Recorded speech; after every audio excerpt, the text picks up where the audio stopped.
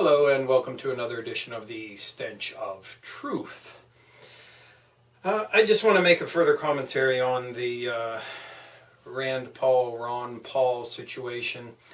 And I am very gratified to notice that many people are accepting the reality of the situation, and that is that they have been sold a bill of goods.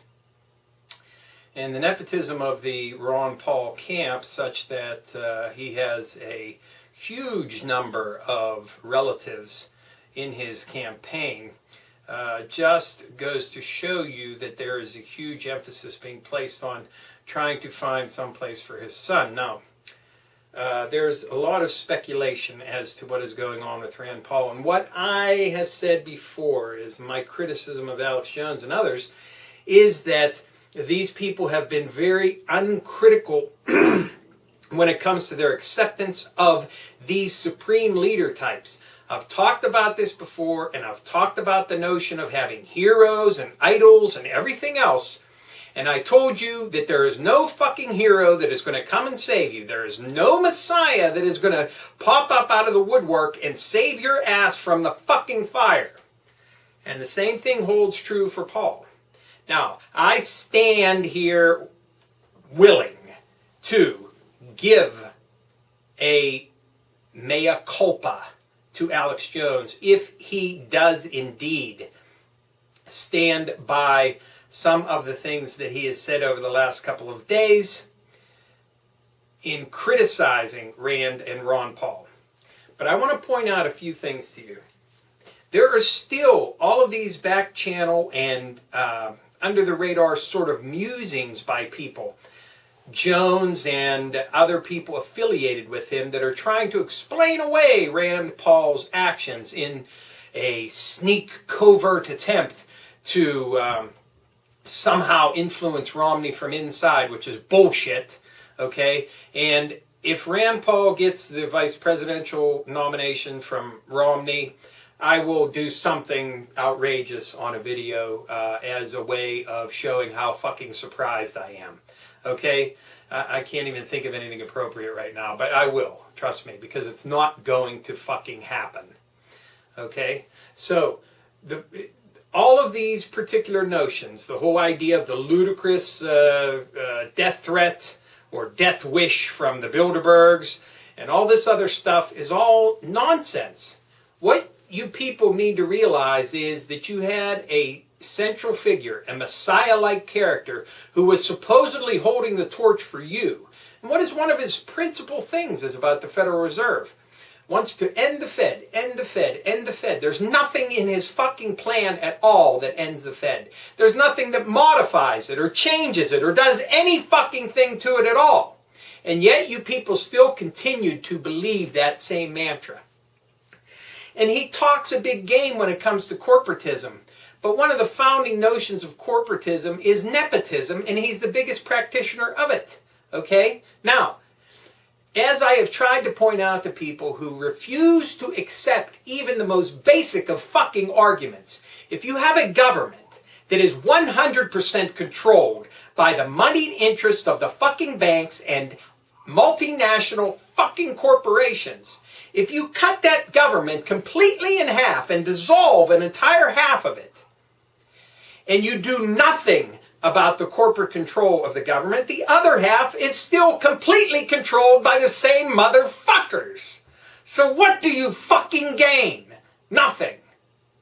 That is why you have to have some kind of actual real policy for getting corporate influence, the influence of the super wealthy, and the influence of banks and finance capital out of the government. Because no matter how small the fucking government is, there will be that influence unless you take steps to remove it. If there was the smallest government in the history of the fucking world, and it had one person running the whole fucking thing, and that person was open to bribery and outright buying, like Scott motherfucking cocksucker Walker up there in Wisconsin, then you have done nothing. Because a special interest or multiple special interests will still control the outcome of the motherfucking government. How much do I have to say that to get it through your thick skulls? Now, I just... Alex Jones, today, again, spouting the same fucking bullshit nonsense that I've heard 100,000 other times, that the Federal Reserve's charter is up next year, and maybe there's some kind of secret deal about ending the Fed in this whole Rand Paul, Ron Paul bullshit. There is no fucking time limit on the Federal fucking Reserve. Period. They have founding documentation which is incorporated into congressional law, which is the quote-unquote charter, I guess you would say, of the Federal Reserve. But it does not need to be renewed, and it does not run out. The only way to get rid of it is to pass a new law which abolishes it. And anybody that says anything different needs to go check their facts and get their fucking head out of their fucking ass. And that includes you, Alex Jones, who claims to know everything and have all kinds of inside sources everywhere. Well, you're fucking wrong. Get your fucking facts straight. But, again, if he proves to come out vehemently and aggressively against the Pauls for the sellout that they represent, then I will issue an apology on the air.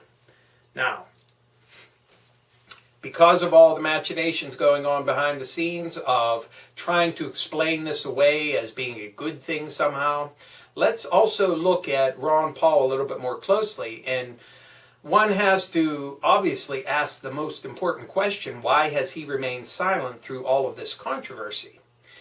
Silence is acquiescence and acceptance. Period. End of fucking discussion.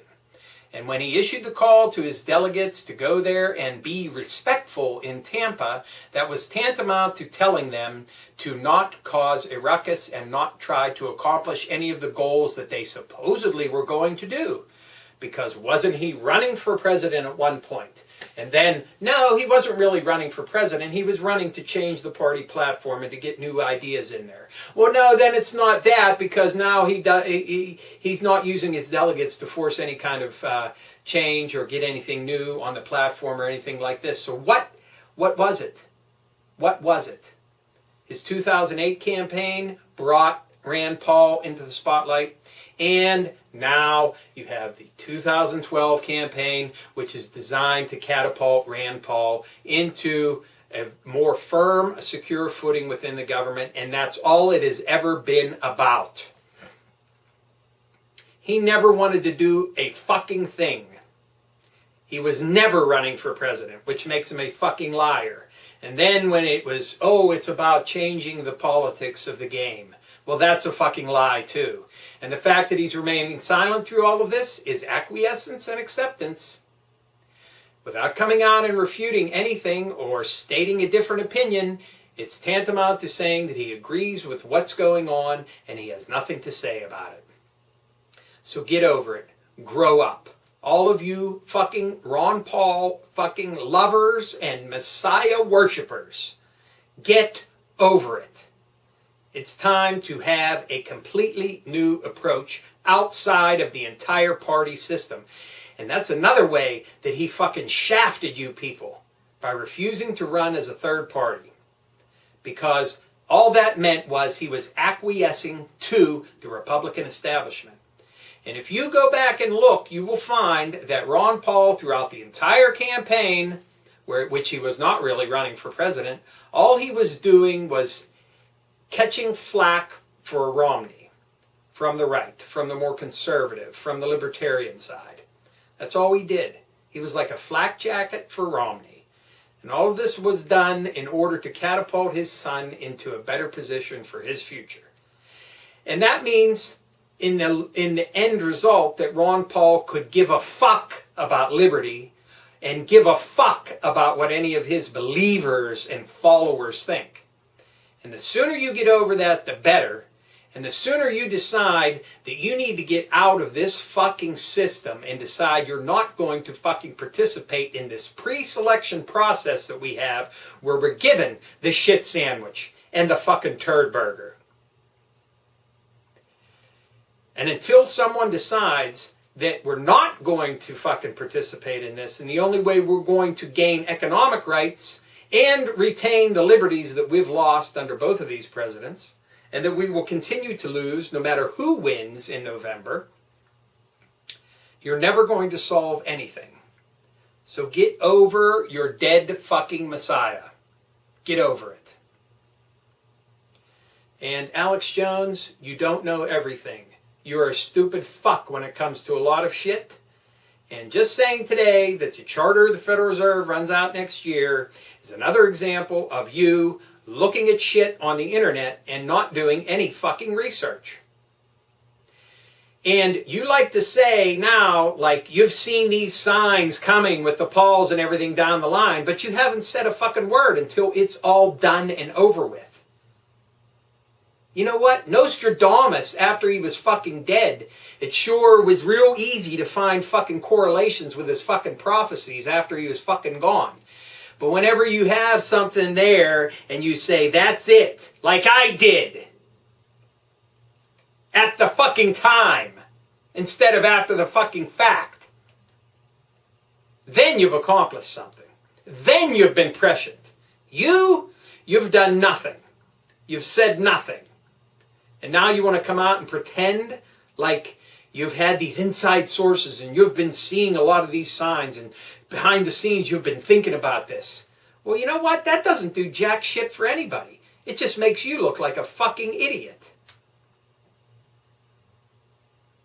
So I'm going to wait till this plays out, because there are still a lot of these ridiculous fucking scenarios that people are trying to play on to make this seem like it's going to turn around to be a good thing in some way. And it's not. Because Romney is the shit sandwich and Obama is the turd burger. And that's what we have to choose from. Until people decide to work outside this fucking two-party fucking corporate wealth fucking banking finance fucking capital system, that's all you're ever going to have. And that's why I say, finally, and again, do not fucking vote. It's useless. And I'm sick of the lesser of two evils, because they're both evil. Thank you.